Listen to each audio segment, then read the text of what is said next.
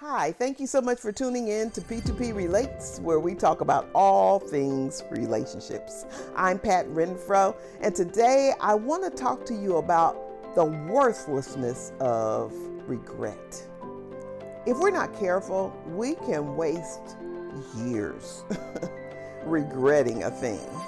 And you may say, well, hey, if something happened and it was unfortunate or undesirable, why wouldn't we have regret? I would say regret probably has its place in that you can acknowledge that you wish that hadn't happened.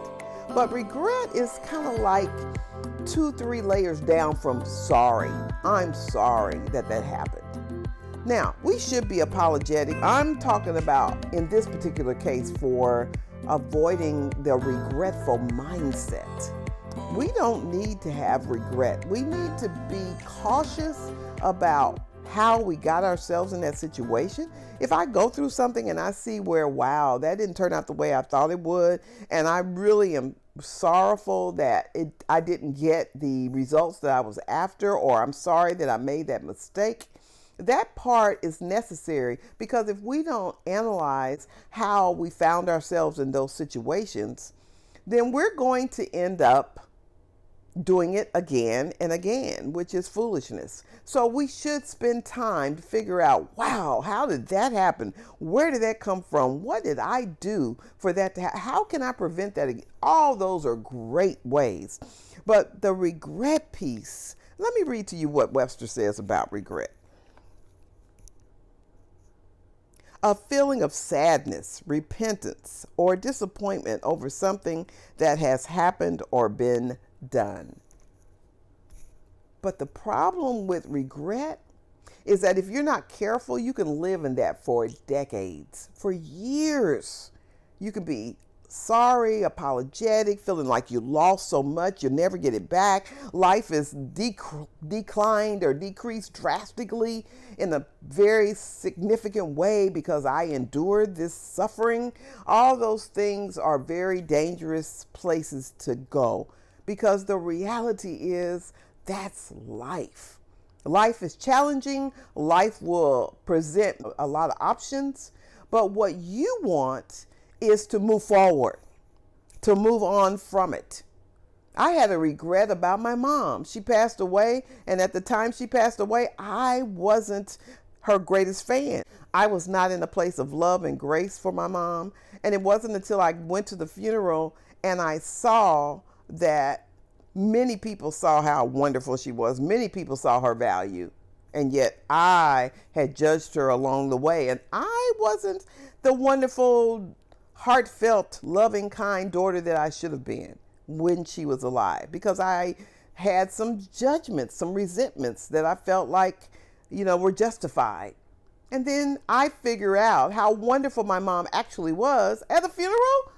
Talking about opportunity for regret, bam, there it was. And fortunately, God spoke to me and he said, I'm going to give you another chance with so-and-so. And he did. I'll tell you that story some other time. But even if that hadn't happened, my mom's dead. She can't come back.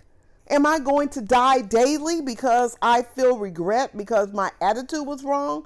Or can I take that lesson and say, how could you have looked at that differently? How did you responded differently to your mom and to her situation so that you don't do that again to someone else? And that's what the danger of regret is. So I just want to encourage you that when you feel like you just experienced something you wish you hadn't, you lost something you wish you hadn't, you did something you wish you hadn't, or maybe even someone did something to you you wish they hadn't, let it go.